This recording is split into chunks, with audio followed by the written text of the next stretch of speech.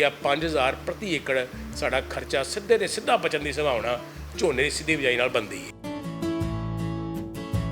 किस्मां आपां ਉਹ ਬੀਜੀਏ ਜਿਹੜਾ ਘੱਟ ਸਮਾਂ ਵੱਲ ਲੈਣ ਵਾਲੀਆਂ ਕਿਸਮਾਂ ਨੇ। ਬੀਜ ਦੀ ਬਿਜਾਈ ਜਿਹੜੀ ਏ ਇੰਚ ਤੋਂ ਸਵਾ ਇੰਚ ਡੂੰਘੀ ਕਰੀਏ, ਉਹਦੇ ਨਾਲ ਸਾਡਾ ਫਾਇਦਾ ਹੋ ਸਕਦਾ ਹੈ।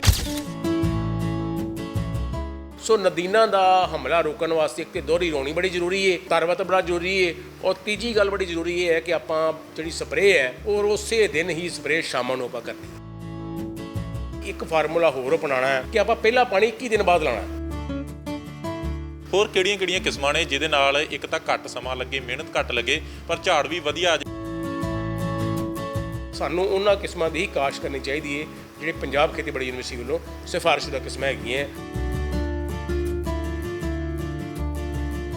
ਝੋਨੇ ਦੀ ਬਿਜਾਈ ਨੂੰ ਲੈ ਕੇ ਕਿਸਾਨਾਂ ਨੇ ਤਿਆਰੀਆਂ ਕਰਨੀਆਂ ਸ਼ੁਰੂ ਕਰ ਦਿੱਤੀਆਂ ਨੇ, ਪਰ ਬਹੁਤ ਸਾਰੇ ਕਿਸਾਨਾਂ ਦੇ ਮਨਾਂ ਦੇ ਵਿੱਚ ਸਵਾਲ ਨੇ ਕਿ ਝੋਨੇ ਦੀ ਬਿਜਾਈ ਕਿਸ ਤਰੀਕੇ ਦੇ ਨਾਲ ਕੀਤੀ ਜਾਵੇ, ਰਵਾਇਤੀ ਤਰੀਕੇ ਨਾਲ ਬਿਜਾਈ ਕੀਤੀ ਜਾਵੇ ਜਾਂ ਸਿੱਧੀ ਬਿਜਾਈ ਕੀਤੀ ਜਾਵੇ। ਇਸ ਦੇ ਨਾਲ ਹੀ ਸਵਾਲ ਇਹ ਵੀ ਨੇ ਕਿ ਝੋਨੇ ਦੀ ਕਿਹੜੀ ਕਿਸਮ ਬੀਜੀ ਜਾਵੇ ਜਿਹਦੇ ਨਾਲ ਝਾੜ ਜ਼ਿਆਦਾ ਨਿਕਲ ਸਕਦਾ। ਤਾਂ ਇਹਨਾਂ ਸਾਰੇ ਸਵਾਲਾਂ ਦੇ ਉੱਪਰ ਗੱਲਬਾਤ ਕਰਨ ਦੇ ਲਈ ਮੇਰੇ ਨਾਲ ਖੇਤੀਬਾੜੀ ਅਫਸਰ ਡਾਕਟਰ ਨਰੇਸ਼ ਗੁਲਾਟੀ ਜੀ ਮੌਜੂਦ ਹੈਗੇ ਨੇ। ਉਹਨਾਂ ਦੇ ਨਾਲ ਗੱਲਬਾਤ ਕਰਦੇ ਹਾਂ, ਸਾਰੇ ਸਵਾਲਾਂ ਦੇ ਤੁਹਾਡੇ ਜਵਾਬ ਲਵਾਂਗੇ। ਗੁਲਾਟੀ ਸਾਹਿਬ, ਸਭ ਤੋਂ ਪਹਿਲਾਂ ਸਵਾਗਤ ਹੈ ਟੀਵੀ ਪੰਜਾਬ ਤੇ। ਬਹੁਤ ਧੰਨਵਾਦ ਤੁਹਾਡਾ, ਧੰਨਵਾਦ, ਸ਼ੁਕਰੀਆ ਜੀ। ਅੱਛਾ, ਝੋਨੇ ਦੀ ਬਿਜਾਈ ਨੂੰ ਲੈ ਕੇ ਕਿਸਾਨਾਂ ਤਿਆਰੀ ਕਰਨੀ ਸ਼ੁਰੂ ਕਰ ਦਿੱਤੀ ਹੈ। ਬਹੁਤ ਸਾਰੇ ਕਿਸਾਨਾਂ ਨੇ ਪਨੀਰੀ ਵੀ ਬੀਜ ਲਈ ਹੈ, ਪਰ ਸਵਾਲ ਇਹ ਨੇ ਕਿ ਕਿਹੜੀ ਪਨੀਰੀ ਬੀਜੀ ਜਾਵੇ ਜਾਂ ਕਿਹੜੀ ਕਿਸਮ ਲਗਾਈ ਜਾਵੇ, ਸਿੱਧੀ ਬਿਜਾਈ ਕੀਤੀ ਜਾਵੇ ਜਾਂ ਰਵਾਇਤੀ ਤਰੀਕੇ ਨਾਲ ਕੀਤੀ ਜਾਵੇ। ਖੇਤੀਬਾੜੀ ਵਿਭਾਗ ਵੱਲੋਂ ਕਿੱਦਾਂ ਦੀਆਂ ਤਿਆਰੀਆਂ ਕੀਤੀਆਂ ਜਾ ਰਹੀਆਂ ਨੇ?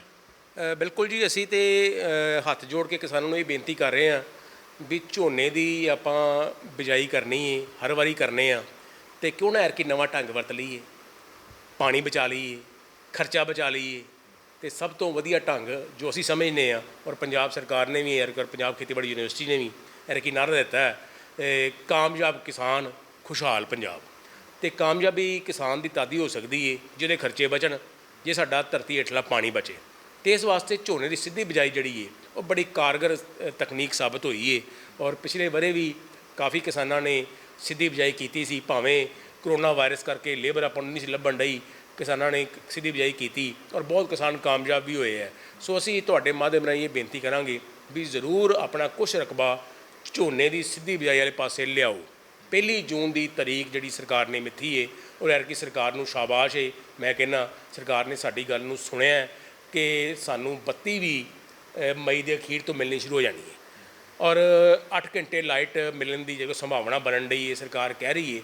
ਅਤੇ ਇਸ ਪੱਖੋਂ ਸਾਨੂੰ ਆ ਫਰਜ਼ ਬਣਦਾ ਹੈ ਕਿ ਆਪਾਂ ਆਪਣਾ ਕੁਛ ਰਕਬਾ, ਜੇ ਅਸੀਂ 10 ਕਿੱਲੇ ਝੋਨੇ ਦੇ ਲਾਣੇ ਨੇ, ਅਤੇ ਜੇ ਤਾਂ ਅਸੀਂ ਪਿਛਲਾ ਤਜਰਬਾ ਸਾਡੇ ਕੋਲ ਹੈਗਾ, ਫਿਰ ਤਾਂ ਬੇਝਿਜਕ ਹੋ ਕੇ 10 ਕਿੱਲੇ ਝੋਨੇ ਦੀ ਸਿੱਧੀ ਬਿਜਾਈ ਕਰੋ। ਅਤੇ ਜੇ ਪਿਛਲਾ ਤਜਰਬਾ ਨਹੀਂ ਹੈਗਾ ਤਾਂ ਕੁਛ ਰਕਬਾ ਅਸੀਂ ਝੋਨੇ ਦੀ ਸਿੱਧੀ ਬਿਜਾਈ ਵਾਲੇ ਪਾਸੇ ਲਿਆਈਏ, ਆਪਣਾ ਤਜਰਬਾ ਜਿਹੜਾ ਪੱਕਾ ਕਰੀਏ, ਅਤੇ ਅਗਲੇ ਵਰੇ ਫਿਰ ਸਿੱਧੀ ਬਿਜਾਈ ਵਾਲੇ ਪਾਸੇ ਹੋ ਜਾਈਏ। ਝੋਨੇ ਦੀ ਸਿੱਧੀ ਬਿਜਾਈ 1 ਜੂਨ ਤੋਂ ਕਰਕੇ ਸਾਨੂੰ ਜਿੱਥੇ ਪਾਣੀ ਬਚਦਾ ਅਤੇ ਨਾਲ ਦੇ ਨਾਲ ਸਾਡਾ ਖਰਚਾ ਬੜਾ ਬਚਦਾ ਹੈ। ਰੁਪਈਆ 5000 ਪ੍ਰਤੀ ਏਕੜ ਸਾਡਾ ਖਰਚਾ ਸਿੱਧੇ ਤੇ ਸਿੱਧਾ ਬਚਣ ਦੀ ਸੰਭਾਵਨਾ ਝੋਨੇ ਦੀ ਸਿੱਧੀ ਬਿਜਾਈ ਨਾਲ ਬਣਦੀ ਹੈ। ਅੱਛਾ ਡਾਕਟਰ ਸਾਹਿਬ, ਸੰਖੇਪ ਦੇ ਵਿੱਚ ਇਹ ਵੀ ਥੋੜ੍ਹਾ ਜਿਹਾ ਦੱਸ ਦਿਓ ਕਿ ਝੋਨੇ ਦੀ ਸਿੱਧੀ ਬਿਜਾਈ ਹੋਣੀ ਕਿੱਦਾਂ ਚਾਹੀਦੀ ਹੈ? ਕਿਉਂ ਪਿਛਲੀ ਵਾਰ ਕਿਸਾਨਾਂ ਨੂੰ ਵਾਹੁਣੀ ਪਈ ਫਸਲ, ਵਾਹ ਕੇ ਦੁਬਾਰਾ ਰਵਾਇਤੀ ਤਰੀਕੇ ਨਾਲ ਬੀਜਣੀ ਪਈ? ਗਲਤੀਆਂ ਕਿੱਥੇ ਹੋਈਆਂ ਨੇ? ਬਿਲਕੁਲ ਜੀ, ਅਸੀਂ ਇਸ ਪੱਖੋਂ ਕਾਫੀ ਪਿਛਲੇ ਵਰੇ ਵੀ ਕਿਸਾਨਾਂ ਨਾਲ ਗੱਲਬਾਤ ਕੀਤੀ ਸੀਗੀ, ਔਰ ਐਰਕੀ ਵੀ ਪੰਜਾਬ ਖੇਤੀਬਾੜੀ ਯੂਨੀਵਰਸਿਟੀ ਨੇ ਨਵੀਆਂ ਸਿਫਾਰਿਸ਼ਾਂ ਵੀ ਦਿੱਤੀਆਂ ਨੇ, ਔਰ ਜਿਹੜੇ ਖਾਸ ਨੁਕਤੇ ਨੇ ਉਹ ਮੈਂ ਜ਼ਰੂਰ ਤੁਹਾਡੇ ਇਸ ਮਾਧਿਅਮ ਰਾਹੀਂ ਜ਼ਿਕਰ ਕਰਨਾ ਚਾਹਾਂਗਾ। ਕਿ ਇੱਕ ਤਾਂ ਪਹਿਲੀ ਗੱਲ ਇਹ ਹੈ ਕਿ ਕਿਸਮਾਂ ਆਪਾਂ ਉਹ ਬੀਜੀਏ ਜਿਹੜਾ ਘੱਟ ਸਮਾਂ ਵੱਲ ਲੈਣ ਵਾਲੀਆਂ ਕਿਸਮਾਂ ਨੇ। PR 126 ਹੈ, 1509 ਕਿਸਮ ਹੈਗੀ ਏ, ਇਹ ਘੱਟ ਸਮਾਂ ਲੈਣ ਵਾਲੀਆਂ ਕਿਸਮਾਂ ਨੇ। ਇਹਨਾਂ ਦੀ ਬਿਜਾਈ ਅਸੀਂ ਦਰਮਿਆਨੀਆਂ ਤੋਂ ਭਾਰੀਆਂ ਜ਼ਮੀਨਾਂ 'ਚ ਕਰਨੀ ਹੈ। ਇਹ ਫਾਰਮੂਲੇ ਅਪਣਾਉਣ ਦੀ ਜ਼ਰੂਰਤ ਹੈ। ਔਰ ਤੀਜੀ ਗੱਲ ਇਹ ਹੈ ਕਿ ਬਿਜਾਈ ਅਗੇਤੀ ਨਹੀਂ ਕਰਨੀ, ਅਗੇਤੀ ਕਰਨ ਨਾਲ ਨੁਕਸਾਨ ਹੁੰਦਾ। ਔਰ ਚੌਥੀ ਗੱਲ ਜਿਹੜੀ ਬੜੀ ਮਹੱਤਵਪੂਰਨ ਹੈ ਉਹ ਹੈ ਕਿ ਤਰ ਵੱਤਰ 'ਚ ਬਿਜਾਈ ਕਰਨੀ ਹੈ।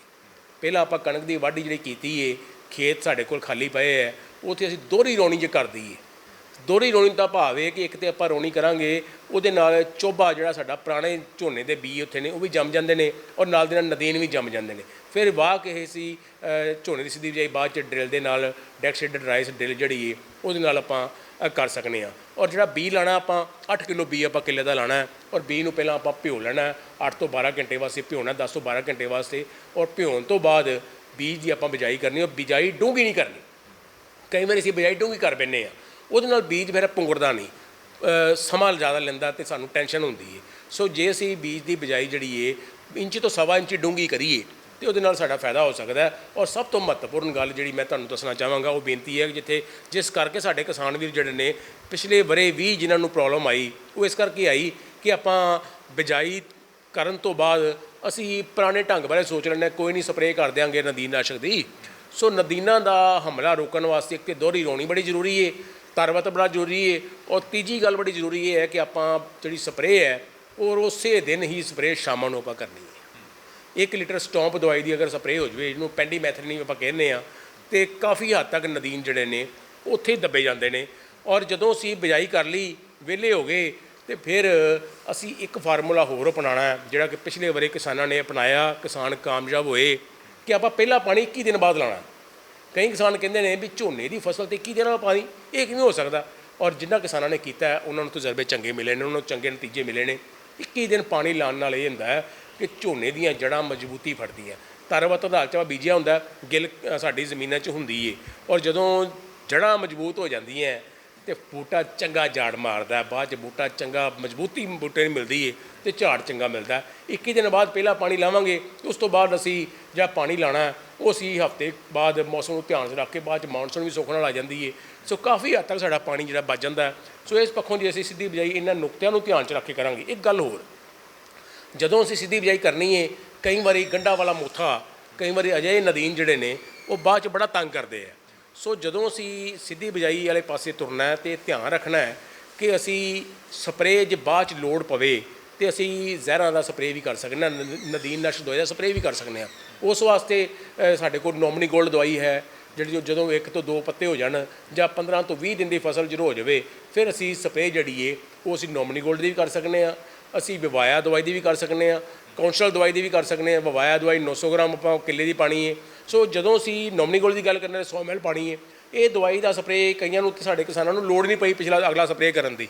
ਜੇ ਅਸੀਂ ਸਵਾਰ ਕੇ ਸਹੀ ਢੰਗ ਦੇ ਨਾਲ ਜਿੱਦਣ ਬਿਜਾਈ ਕੀਤੀ ਉਦੋਂ ਹੀ ਅਸੀਂ ਸਪਰੇਅ ਸ਼ਾਮਾਂ ਨੂੰ ਕਰ ਦਿੰਦੇ ਹਾਂ ਸਟੌਂਪ ਦਵਾਈ ਦੀ, ਤੇ ਸਾਨੂੰ ਬਾਅਦ 'ਚ ਲੋੜ ਵੀ ਨਹੀਂ ਪੈਂਦੀ।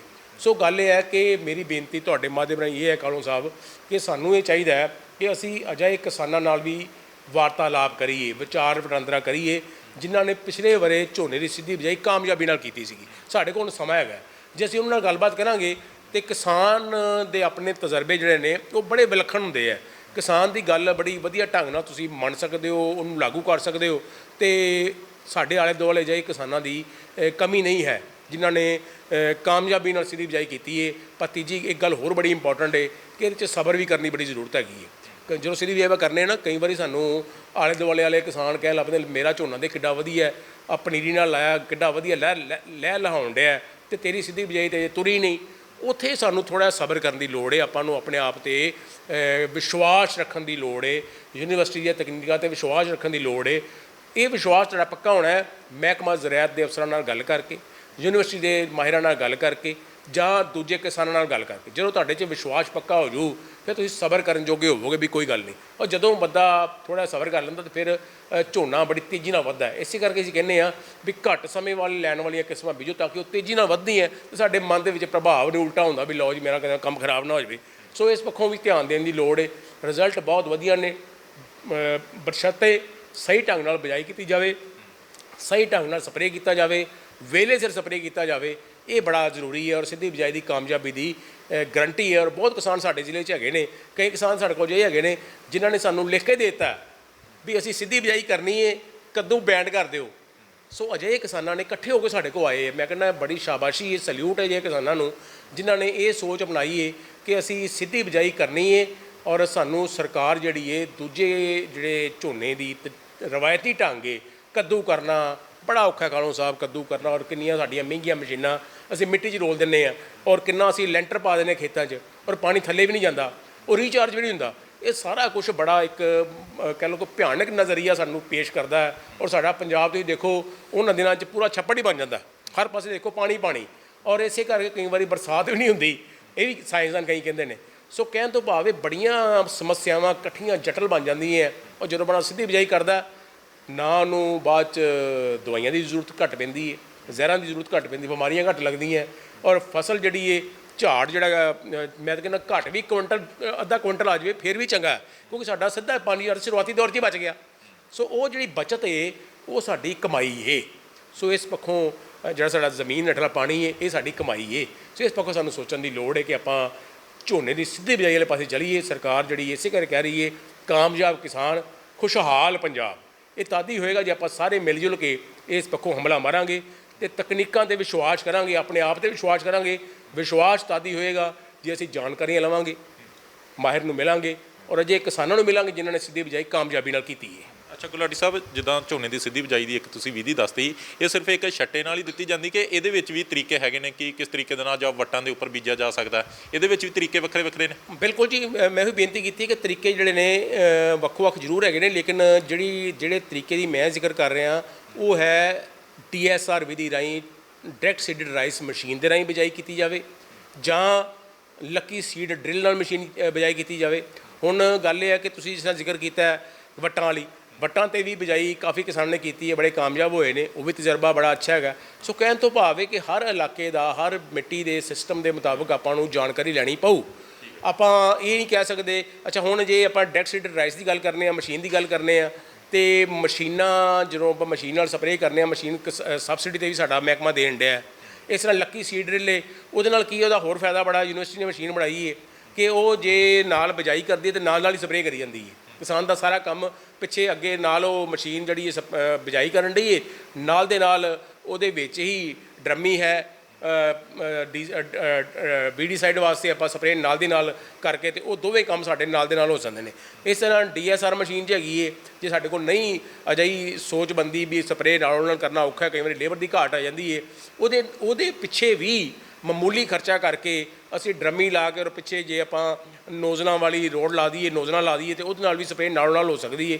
ਇਹ ਵੀ ਕੰਮ ਆਪਾਂ ਕਰ ਸਕਦੇ ਹਾਂ। ਸਾਡੇ ਕੋਲ ਜੇ ਹੈਪੀ ਸੀਡਰ ਮਸ਼ੀਨ ਹੈ, ਜ਼ੀਰੋ ਟਿਲ ਮਸ਼ੀਨ ਸਾਡੇ ਕੋਲ ਪਈ ਹੈ, ਉਹਦੇ ਵਿੱਚ ਹੀ ਮਾਮੂਲੀ ਤਰਮੀਮ ਕਰਕੇ, ਸੁਧਾਰ ਕਰਕੇ ਉਹਨੂੰ ਵੀ ਅਸੀਂ DSR ਡਾਇਰੈਕਟ ਸੀਡਡ ਰਾਈਸ ਵੱਗੂ ਝੋਨੇ ਦੀ ਬਿਜਾਈ ਉਹਦੇ ਨਾਲ ਵੀ ਕੀਤੀ ਜਾ ਸਕਦੀ ਹੈ। ਅੱਛਾ ਗੁਲਾਟੀ ਸਾਹਿਬ, ਜਿੱਦਾਂ ਘੱਟ ਸਮੇਂ ਵਾਲੀ ਕਿਸਮਾਂ ਬੀਜਣ ਦੀ ਤੁਸੀਂ ਅਪੀਲ ਕੀਤੀ ਕਿਸਾਨਾਂ ਨੂੰ, ਇੱਕ ਤਾਂ 1509 ਹੋ ਗਈ ਜਿਹੜੀ ਤੁਸੀਂ ਦੱਸੀ, ਇਸ ਤਰੀਕੇ ਦੀਆਂ ਹੋਰ ਕਿਹੜੀਆਂ ਕਿਸਮਾਂ ਨੇ ਜਿਹਦੇ ਨਾਲ ਇੱਕ ਤਾਂ ਘੱਟ ਸਮਾਂ ਲੱਗੇ, ਮਿਹਨਤ ਘੱਟ ਲੱਗੇ, ਪਰ ਝਾੜ ਵੀ ਵਧੀਆ ਆ ਜੇ ਤੇ ਕਿਸਾਨ ਨੂੰ ਜਿਹੜੀ ਵੇਚਣ ਦੇ ਵਿੱਚ ਦਿੱਕਤ ਵੀ ਨਾ ਆਵੇ, ਪੈਸੇ ਦਾ ਜਿਹੜਾ ਮੁੱਲ ਹੈ ਉਹ ਵੀ ਵੱਧ ਆ ਜੇ? ਇਹ ਕਿਸਮਾਂ ਕਿਹੜੀਆਂ, ਜਾਂ ਕੋਈ ਨਵੀਂ ਆਈ ਜਾਂ ਕੋਈ ਪੁਰਾਣੀਆਂ, ਕਿਹੜੀਆਂ ਕਿਸਮਾਂ ਬੀਜਣੀਆਂ ਚਾਹੀਦੀਆਂ ਨੇ? ਬਿਲਕੁਲ ਜੀ, ਪਨੀਰੀ ਜਿਹੜੀ ਆਪਾਂ ਬੀਜਨੇ ਆ, ਦੇਖੋ ਦੋ ਢੰਗ ਨੇ। ਇੱਕ ਤੇ ਮੈਂ ਸਿੱਧੀ ਬਿਜਾਈ ਦੀ ਬੇਨਤੀ ਕੀਤੀ, ਉਹਦੇ ਵਾਸਤੇ ਤੇ ਅਸੀਂ ਯੂਨੀਵਰਸਿਟੀ ਵੱਲੋਂ ਜਿਹੜੀ ਸਿਫਾਰਿਸ਼ ਕਰਨੇ ਆ PR 126 ਦੀ ਕਰਨੇ ਆ ਤੇ 1509 ਦੀ ਕਰਨੇ ਆ। ਇਹ ਦੋ ਕਿਸਮਾਂ ਜਿਹੜੀਆਂ ਤੇਜ਼ੀ ਨਾਲ ਵੱਧਦੀਆਂ, ਤੇ ਜਿਹੜੀਆਂ ਦੂਜੀਆਂ ਕਿਸਮਾਂ ਨੇ ਉਹ PR 121 ਹੈ, PR 127 ਹੈ, PR 129 ਹੈ। ਇਹ ਨਵੀਆਂ ਕਿਸਮਾਂ PR 122 ਵੀ ਹੈਗੀ ਹੈ। ਇਹ ਕਿਸਮਾਂ ਯੂਨੀਵਰਸਿਟੀ ਨੇ ਦਿੱਤੀਆਂ। ਉਹਦੀ ਪਨੀਰੀ ਜਿਹੜੀ ਹੈ ਉਹ ਕਿਸਾਨ ਨੇ 10 ਮਈ ਤੋਂ ਬੀਜਣੀ ਤਾਂ ਕਿ 10 ਜੂਨ ਨੂੰ ਟਰਾਂਸਪਲਾਂਟ ਕੀਤਾ ਜਾ ਸਕੇ। ਇੱਥੇ ਮੈਂ ਬੇਨਤੀ ਇਹ ਕਰਾਂਗਾ ਕਿ ਕਿਸਮਾਂ ਯੂਨੀਵਰਸਿਟੀ ਨੇ ਜਿਹੜੀਆਂ ਸਿਫਾਰਿਸ਼ ਕੀਤੀਆਂ ਉਹ ਤੇ ਆਪਾਂ ਬੀਜ ਸਕਨੇ ਆ। ਨਾਲ ਦੇ ਨਾਲ ਇੱਕ ਬੇਨਤੀ ਹੋਰ ਜਿਹੜੀ ਬੜੀ ਜ਼ਰੂਰੀ ਕਰਨ ਵਾਲੀ ਹੈ ਕਿ ਕਿਸਮਾਂ ਦੀ ਚੋਣ ਕਾਲੋਂ ਬੜੀ ਸਹੀ ਢੰਗ ਨਾਲ ਕਰਨੀ ਚਾਹੀਦੀ ਹੈ। ਔਰ ਜ਼ਰੂਰੀ ਹੈ ਕਿ ਆਪਾਂ ਅਜਿਹੀਆਂ ਕਿਸਮਾਂ ਦੀ ਕਾਸ਼ਤ ਨਾ ਕਰੀਏ ਜਿਹੜੀਆਂ ਕਿਸਮਾਂ ਦੀ ਯੂਨੀਵਰਸਿਟੀ ਸਿਫਾਰਿਸ਼ ਨਹੀਂ ਕਰਦੀ। ਬਾਅਦ 'ਚ ਉਹ ਦਿੱਕਤ ਬੜੀ ਆਉਂਦੀ ਹੈ। ਹਾਈਬ੍ਰਿਡ ਕਿਸਮਾਂ ਆਪਾਂ ਬੀਜ ਬੰਨੇ ਆ, ਜਾਂ ਆਪਾਂ ਕਈ ਅਜਿਹੀਆਂ ਕਿਸਮਾਂ ਬੀਜ ਬੰਨੇ, ਪੂਸਾ 44 ਦੀ ਆਪਾਂ ਗੱਲ ਕਰ ਲਈਏ, ਇਹ ਕਿਸਮਾਂ ਸਮਾਂ ਬੜਾ ਲੈਂਦੀਆਂ, ਸਮਾਂ ਜ਼ਿਆਦਾ ਲੈਣਗੀਆਂ, ਪਾਣੀ ਜ਼ਿਆਦਾ ਲੱਗੂ, ਖਰਚੇ ਜ਼ਿਆਦਾ ਲੱਗਣਗੇ। ਤੇ ਜਦੋਂ ਜ਼ਿਆਦਾ ਪਾਣੀ ਲੱਗੇਗਾ, ਜ਼ਿਆਦਾ ਖਰਚੇ ਲੱਗਣਗੇ, ਤੇ ਫਿਰ ਪਰਾਲੀ ਵੀ ਇਹਨਾਂ ਕਿਸਮਾਂ ਨਾਲ ਜ਼ਿਆਦਾ ਹੁੰਦਾ, ਔਰ ਪਰਾਲੀ ਨੂੰ ਸਾਂਭਣ ਦੀ ਵੀ ਸਾਨੂੰ ਦਿੱਕਤ ਆਉਂਦੀ ਹੈ ਜਦੋਂ ਅਗਾਂ ਆਪਾਂ ਕਣਕ ਦੀ ਬਿਜਾਈ ਕਰਨੀ ਹੈ। ਸੋ ਯੂਨੀਵਰਸਿਟੀ ਜਿਹੜੀ ਸਿਫਾਰਿਸ਼ ਕਰਦੀ ਹੈ ਉਹ ਬੜੀ ਸੋਚ ਸਮਝ ਕੇ ਸਿਫਾਰਿਸ਼ ਕਰਦੀ ਹੈ, ਔਰ ਸਾਨੂੰ ਉਹਨਾਂ ਕਿਸਮਾਂ ਦੀ ਹੀ ਕਾਸ਼ਤ ਕਰਨੀ ਚਾਹੀਦੀ ਹੈ ਜਿਹੜੇ ਪੰਜਾਬ ਖੇਤੀਬਾੜੀ ਯੂਨੀਵਰਸਿਟੀ ਵੱਲੋਂ ਸਿਫਾਰਿਸ਼ਸ਼ੁਦਾ ਕਿਸਮਾਂ ਹੈਗੀਆਂ, ਚਾਹੇ ਉਹ ਪਨੀਰ ਨਾਲ ਕਰੀਏ, ਚਾਹੇ ਝੋਨੇ ਦੀ ਸਿੱਧੀ ਬਿਜਾਈ ਕਰੀਏ। ਧੰਨਵਾਦ ਗੱਲਬਾਤ ਕਰਨ ਦੇ ਲਈ। ਸੋ ਇਹ ਡਾਕਟਰ ਨਰੇਸ਼ ਗੁਲਾਟੀ ਨੇ, ਜਿਨ੍ਹਾਂ ਨੇ ਵਿਸਥਾਰ ਦੇ ਨਾਲ ਜਾਣਕਾਰੀ ਦਿੱਤੀ ਹੈ ਕਿ ਕਿਸਾਨਾਂ ਨੂੰ ਕਿਸ ਤਰੀਕੇ ਦੇ ਨਾਲ ਝੋਨੇ ਦੀ ਬਿਜਾਈ ਕਰਨੀ ਚਾਹੀਦੀ ਹੈ। ਸਿਫਾਰਿਸ਼ ਕੀਤੀ ਗਈ ਹੈ ਇਹਨਾਂ ਦੇ ਵੱਲੋਂ ਕਿ ਝੋਨੇ ਦੀ ਸਿੱਧੀ ਬਿਜਾਈ ਕਰੋ। ਸਿੱਧੇ ਤੌਰ ਤੇ ਸਟਾਰਟਿੰਗ ਦੇ ਵਿੱਚ ਹੀ ਉਹਦੇ ਵਿੱਚ ਕਿਸਾਨ ਨੂੰ ਪ੍ਰਤੀ ਏਕੜ 5000 ਰੁਪਏ ਦੀ ਬਚਤ ਹੋਵੇਗੀ। ਇਸ ਦੇ ਨਾਲ ਹੀ ਮਿਹਨਤ ਘੱਟ ਲੱਗੇਗੀ, ਉੱਥੇ ਹੀ ਜਿਹੜਾ ਝਾੜ ਹੈ ਉਹ ਵੀ ਕਿਸਾਨ ਨੂੰ ਵਧੀਆ ਤਰੀਕੇ ਦੇ ਨਾਲ ਮਿਲੇਗਾ। ਉੱਥੇ ਹੀ ਇਹਨਾਂ ਨੇ ਕਿਹਾ ਕਿ ਝੋਨੇ ਦੀ ਜਿਹੜੀ ਕਿਸਮ ਬੀਜਣੀ ਹੈ ਉਹ ਵੀ ਜਿਹੜੀ ਯੂਨੀਵਰਸਿਟੀ ਦੇ ਵੱਲੋਂ ਸਿਫਾਰਿਸ਼ ਕੀਤੀ ਜਾਂਦੀ ਹੈ, ਘੱਟ ਸਮਾਂ ਜਿਹਨੂੰ ਲੱਗਦਾ ਘੱਟ ਸਮੇਂ ਦੇ ਵਿੱਚ ਤਿਆਰ ਹੁੰਦੀ ਹੈ, ਇਹੀ ਕਿਸਮਾਂ ਜਿਹੜੀਆਂ ਬੀਜੀਆਂ ਜਾਣ ਤਾਂ ਹੀ ਕਿਸਾਨ ਨੂੰ ਜਿਹੜਾ ਉਹ ਫਾਇਦਾ ਹੋ ਸਕਦਾ। ਕੈਮਰਾਮੈਨ ਰਵਿੰਦਰ ਕੁਮਾਰ ਦੇ ਨਾਲ ਮਨਪ੍ਰੀਤ ਸਿੰਘ ਕਾਲੋਂ, TV ਪੰਜਾਬ, ਜਲੰਧਰ। ਸਤਿ ਸ਼੍ਰੀ ਅਕਾਲ ਜੀ, ਮੈਂ ਨਿਰਮਲ ਮਾਨ ਪੂਰਾ ਟੈਕਸ ਸੈਟਲਮੈਂਟ ਤੋਂ। ਇਹ ਤੁਸੀਂ ਵੀਡੀਓ ਦੇਖ ਰਹੇ ਸੀ TV ਪੰਜਾਬ ਦੇ ਉੱਤੇ। ਇਹੋ ਜਿਹੇ ਹੋਰ ਜਾਣਕਾਰੀ ਭਰਪੂਰ ਵੀਡੀਓ ਦੇਖਣ ਵਾਸਤੇ TV ਪੰਜਾਬ ਦੇ ਚੈਨਲ ਨੂੰ ਸਬਸਕ੍ਰਾਈਬ ਕਰੋ ਤੇ ਨਾਲ ਹੇਠ ਦਿੱਤੇ ਹੋਏ ਬੈਲ ਆਈਕਨ ਦੇ ਬਟਨ ਦਬਾਓ। ਸਤਿ ਸ਼੍ਰੀ ਅਕਾਲ।